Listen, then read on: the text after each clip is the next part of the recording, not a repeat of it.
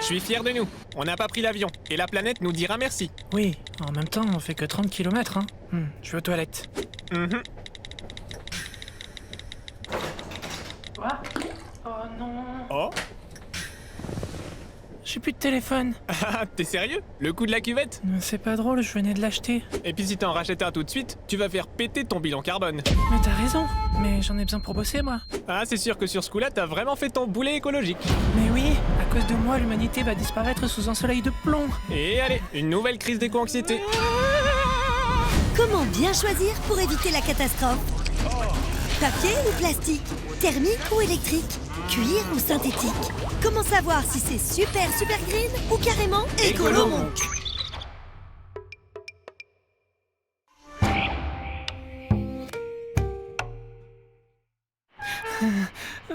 Ah bah je sais, on va te prendre un téléphone reconditionné. C'est du recyclage, du coup c'est sans impact, et ton bilan carbone reste inchangé. C'est bien plus écolo. Des donc les deux winners qui pensent épargner la planète en changeant de fournisseur? Qui, nous? Ouais, c'est un peu plus subtil que ça. Allez, ajustez vos appuis-têtes, ça va secouer. Bon, déjà, reconditionner ne veut pas dire recycler. Un téléphone reconditionné, c'est un appareil usagé dont les composants physiques et les paramètres logiciels ont été changés ou remis à neuf pour le réintroduire sur le marché. Alors qu'un smartphone recyclé, ce serait un téléphone dont la totalité des composants serait issue de déchets électroniques retraités. Et ça n'existe pas. Et puis, avant de clamer que le reconditionnement c'est la solution, il faudrait avoir une idée claire de l'impact environnemental d'un smartphone tout court. Car le reconditionnement n'efface pas comme par magie les dégâts qui ont déjà eu lieu. Et justement, 80% de ces dégâts sont générés pendant la phase de fabrication du téléphone, bien avant sa première utilisation. Rien que pour ce petit bidule qui pèse entre 150 et 200 grammes, il faut récupérer plus de 60 matériaux différents dans près de 200 kilos de matière, extraite évidemment d'exploitation minière, tout extrêmement éco-friendly. C'est vrai? Bah non, gros malin. Oh. Absolument toutes les activités minières sont dévastatrices pour l'environnement alentour et participent notamment à ce que l'on nomme l'écotoxicité. À savoir que l'humanité s'amuse à utiliser tout un tas de polluants plus ou moins néfastes qu'elle disperse dans l'air, l'eau et les sols et qui finissent dans les plantes et les animaux. Animaux dont vous faites partie, bande d'homo sapiens.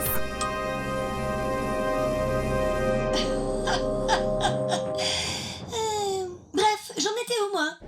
L'écotoxicité. Oui, c'est vrai.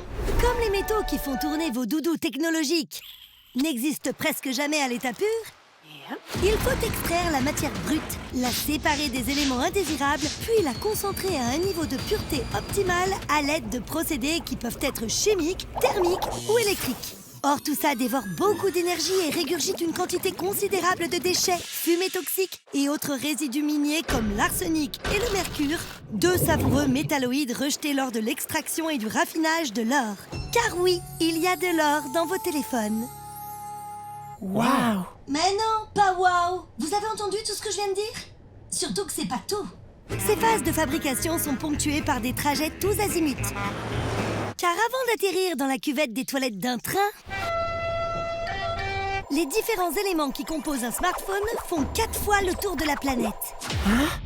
Les pollutions en amont de la phase d'utilisation sont telles que les téléphones représentent plus de 15% des émissions des gaz à effet de serre liées au numérique en France. Oh là là! Et c'est pour ça que le reconditionné, c'est parfait. Mais oui, autant de smartphones qu'on ne produit pas. Hey, y a même le Ringo Max Plus 37 en reconditionné. À ce prix-là, je peux carrément en prendre 2. Commande! Mais vous êtes complètement addict! Bon, réutiliser un téléphone déjà produit plutôt qu'acheter du neuf, c'est potentiellement vertueux. Ah, J'ai dit potentiellement!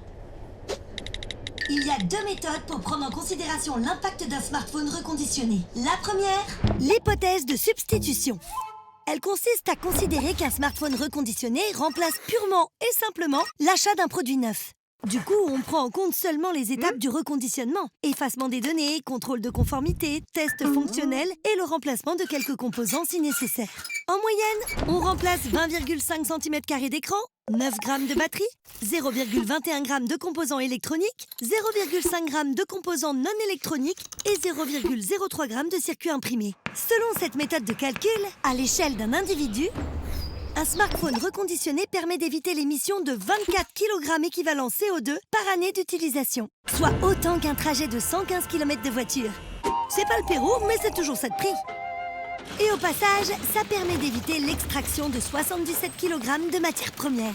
Ah bah elle est super cette méthode. Très bonne façon de voir les choses. Ou pas, parce que dans la réalité, les impacts environnementaux de la fabrication initiale sont toujours là. Ah ben oui, forcément. Du coup, la bonne méthode pour évaluer l'intérêt environnemental du reconditionnement, c'est l'hypothèse de l'amortissement. Attention, c'est subtil. Avec cette méthode, on prend en compte la durée d'utilisation du téléphone neuf jusqu'à son reconditionnement. Car un téléphone a une durée de vie théorique, à savoir le temps moyen pendant lequel l'appareil fonctionnera sans bug si vous en avez un usage normal. C'est-à-dire en respectant les cycles de charge, en évitant de rouler dessus, de le laver en machine ou de le faire tomber dans votre bain.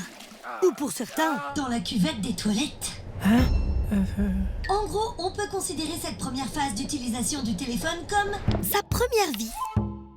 En théorie, elle pourrait varier entre 5 et 10 ans, en fonction des constructeurs, des modèles et des usages. Dans un monde parfait, l'idéal serait de reconditionner l'appareil une fois la durée de cette première phase d'utilisation totalement écoulée. De cette manière, les impacts de la fabrication seraient totalement amortis. Sauf que, dans le modèle industriel actuel, on n'y est pas du tout. La première vie est presque toujours interrompue prématurément. Ça casse le cycle de la réincarnation et rien ne va plus. Des zombies envahissent la Terre. Presque. Des téléphones zombies envahissent vos poches.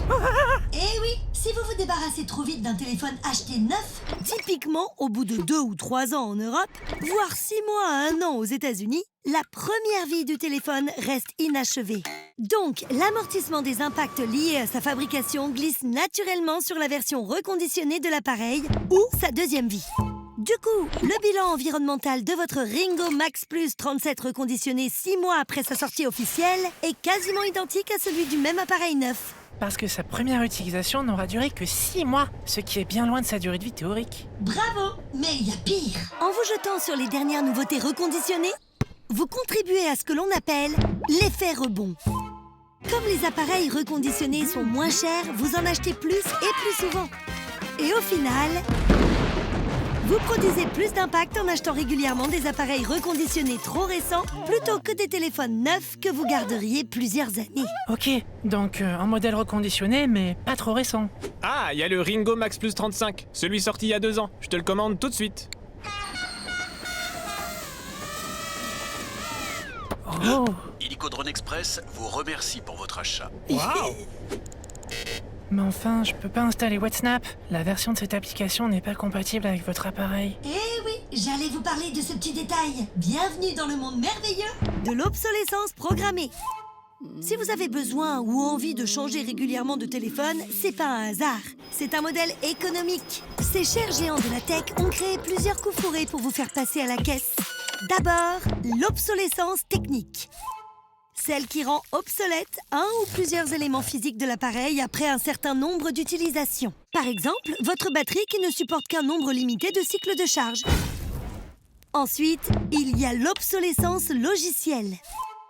Les versions récentes des applications tournent mal ou au ralenti, voire sont tout bonnement ininstallables sur les appareils avec d'anciens systèmes d'exploitation. Ah ben c'est pour ça que j'arrive pas à installer WhatsApp. Exactement. Mais attendez, il me reste encore à vous présenter ma petite préférée. L'obsolescence perçue.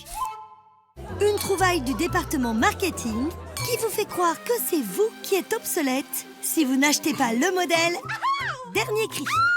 Genre le Ringo Max Plus 37 Ultra? Par exemple. Mais on se fait complètement manipuler. Totalement. Et résultat, aujourd'hui, 88% des Françaises et des Français remplacent leur téléphone alors qu'il marche encore et les 2/3 des smartphones en fonctionnement ont moins de 2 ans. C'est exactement le but des stratégies d'obsolescence, vous faire remplacer le plus souvent possible des appareils parfaitement fonctionnels. En fait, le reconditionnement idéal, on devrait appeler ça la réparation. Mais pour ça, il faudrait que les smartphones soient conçus dès le départ pour durer plus longtemps. Mais du coup, on est complètement coincé. C'est sûr que vous êtes pas mal cerné. Il existe toutefois d'autres tendances, comme les dumb phones, littéralement des téléphones bêtes. Rapport aux smartphones censés être plus intelligents.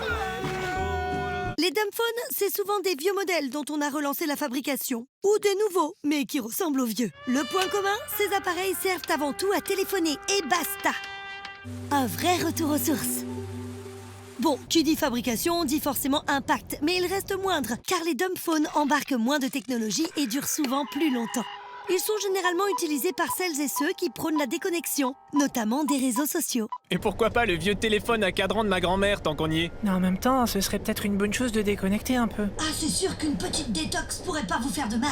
En tout cas, vous pouvez déjà commencer par augmenter au maximum la durée de vie du téléphone que vous possédez déjà. Et on peut faire ça simplement, en le protégeant avec des coques, des protège-écrans, en veillant à respecter les cycles de la batterie, et pourquoi pas en essayant de les faire réparer. Ça, et résister aux sirènes du marketing qui veulent nous pousser à acheter de nouveaux modèles tous les 6 mois. Exactement.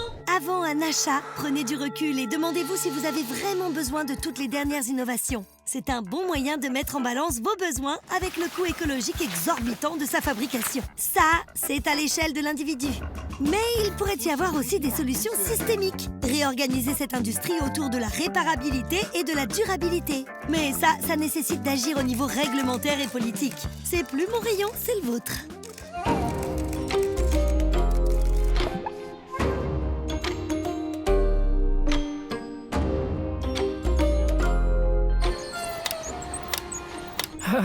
Si je pouvais le réparer comme mon vélo, ce serait plus simple. T'es pas loin d'en faire une œuvre d'art. Ah bah oui, tiens. Allez, je passe aux toilettes avant qu'on arrive. Ah non, merde! Ah